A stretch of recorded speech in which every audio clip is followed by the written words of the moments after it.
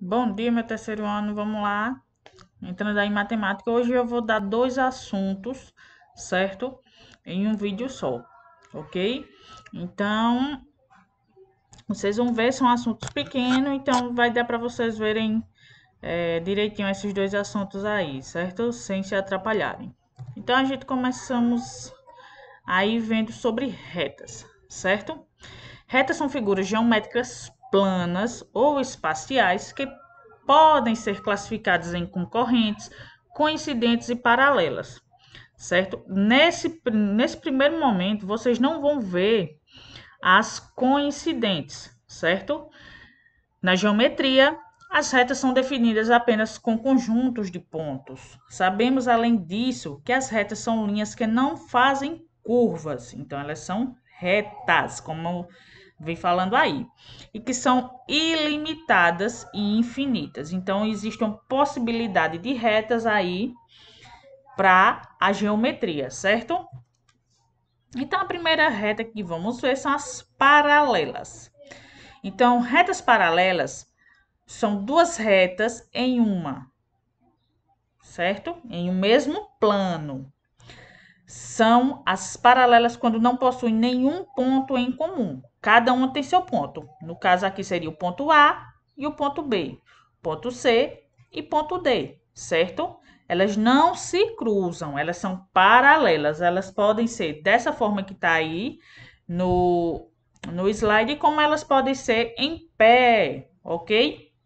Também, certo? Então, existem aí essas retas paralelas.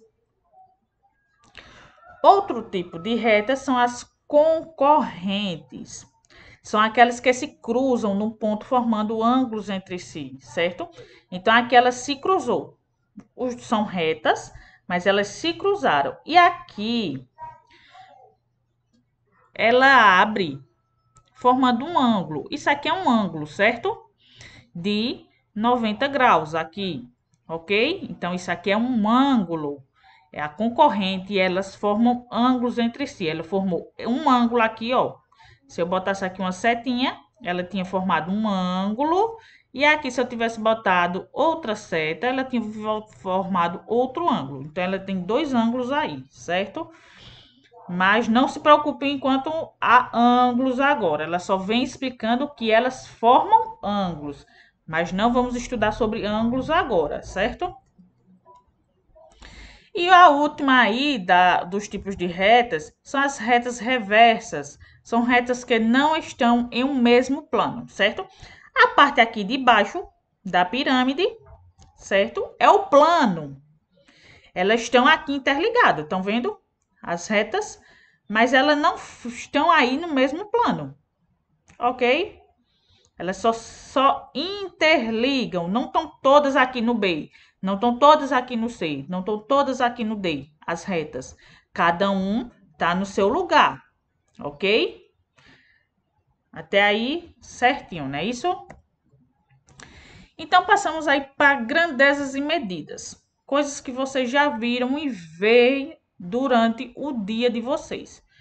Em relação a peso, ao nosso peso, em relação ao alimento, vamos ver também sobre medidas de grandezas de medida, que são massas, certo? Então, a gente vê essa medida de grandeza em todos os tempos. Então, a massa é a quantidade de matéria que um corpo possui, sendo, portanto, constante em qualquer lugar da Terra ou fora dela. Então, o que é que isso quer dizer? Que a matéria é o peso do corpo, certo? Tanto físico como de qualquer outro objeto. Então, ele pode ser constante, pode ser dentro da Terra ou fora da Terra. Então, o peso de um corpo é a força que esse corpo é atraído, a gravidade, para o centro da Terra. Varia de acordo com o local em que o corpo se encontra. Por exemplo, a massa do homem na Terra ou na Lua tem o mesmo valor, não muda, certo? Então, o peso, no entanto, é 6 vezes maior na Terra do que na Lua.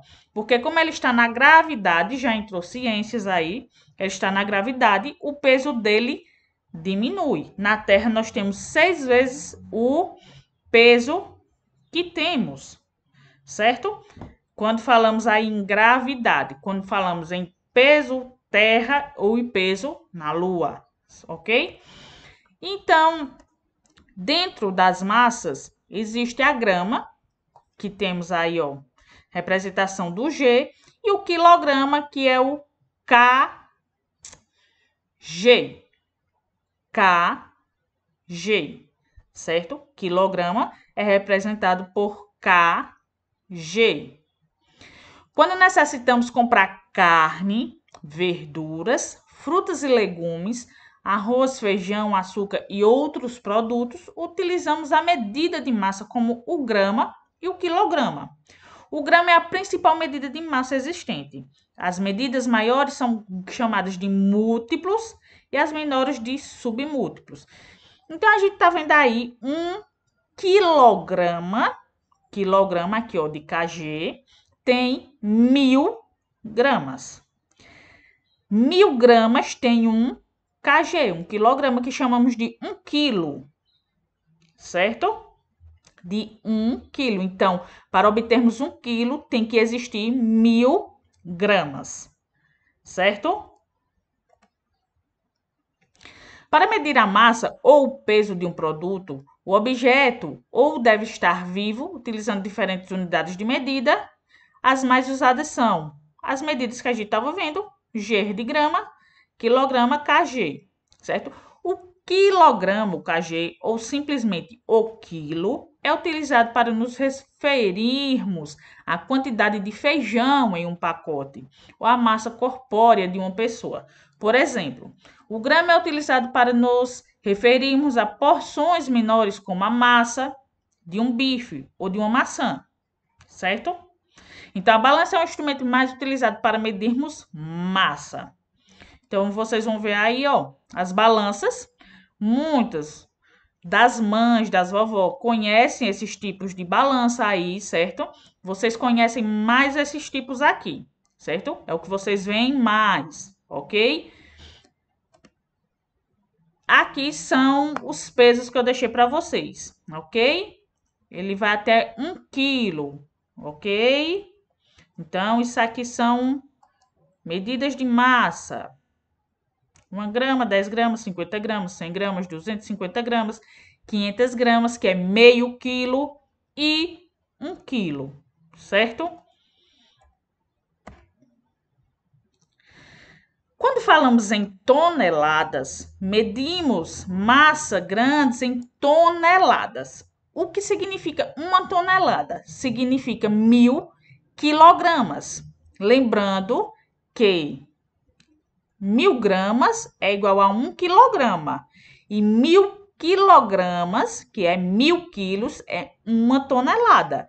Então, um carro pequeno pesa cerca de 1 tonelada de 1000 quilos, certo?